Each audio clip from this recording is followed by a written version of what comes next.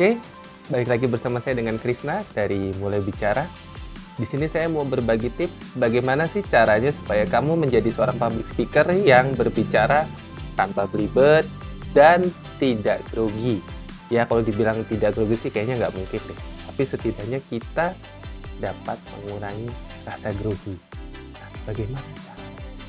Nah, kemarin saya beberapa kali mengisi acara di beberapa kampus seperti di kampus Unsud, Purwokerto, Stikes BCH, dan kemarin saya ada salah satu sharing public speaking di era milenial.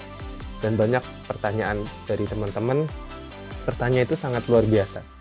Mas Krisna, kok bisa sih selama mengisi acara atau pada saat berbicara di depan itu kurang lebih waktu 1 jam, kok nggak pakai atau belibet? Gimana sih caranya? Dulu Mas Krisna pernah nggak sih pas pertama kali jadi public speaker gagal atau sering salah? Saya jawab, pernah dan sering.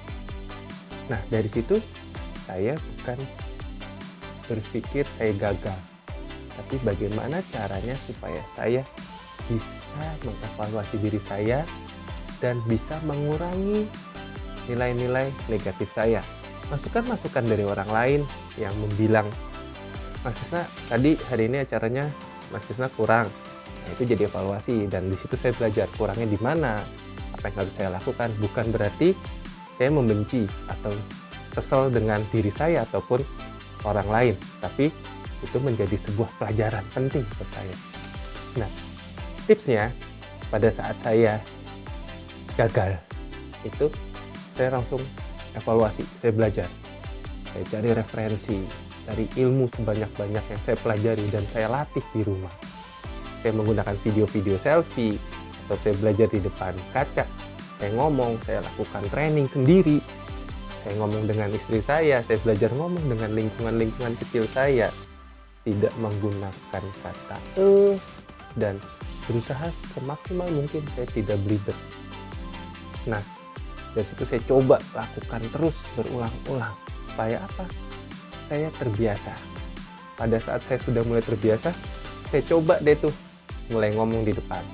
Caranya seperti apa? Jadi saya itu juga mengajar di salah satu sanggar tari di Purwokerto, itu sanggar tari Calamangsa.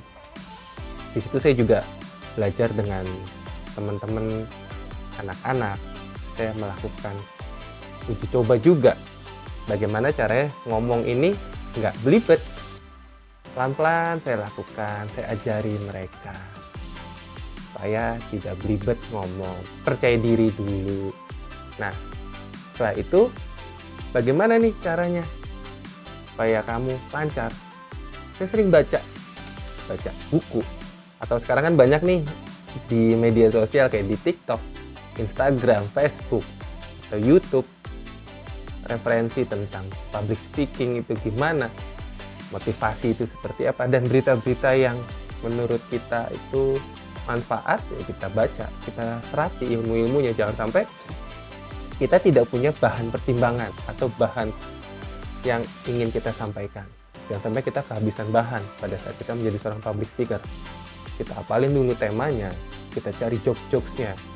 Jangan sampai kita kosong, jangan sampai kita garing menjadi seorang public speaker. Karena menjadi seorang public speaker itu nggak harus kamu pinter membawakan temanya, tapi kamu harus bisa membawa audiens. Itu salah satu supaya kamu nggak belibet atau tidak mengeluarkan kata apalagi tamu-tamu yang kita hadiri itu tamu-tamu penting. Terus bagaimana caranya nih Mas Krisna supaya kamu nggak grogi kalau mau maju? Nah, kalau saya caranya pada saat ingin tampil, apalagi ketemu tamu-tamu yang ya luar biasa buat saya ya, tamu-tamu penting, caranya adalah, kalau saya karena saya seorang muslim, biasanya saya sebelum berangkat itu selalu baca doa, istighfar, sholawat. Itu penting buat saya.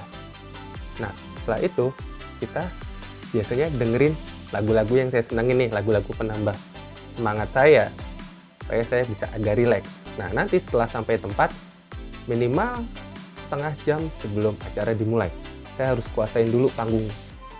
Siapa saja sih tamu-tamunya, umur berapa saja, dari umur misalnya umur 10 tahun sampai berapa puluh tahun, 55 tahun misalnya.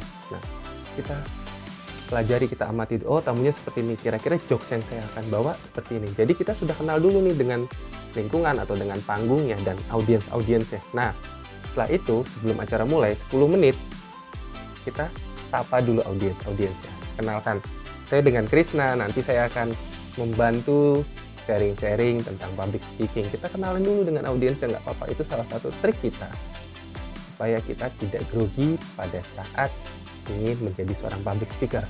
Nah, itu 2 tips saya pada saat saya ingin menjadi seorang public speaker. Yang pertama tadi, supaya nggak belibet.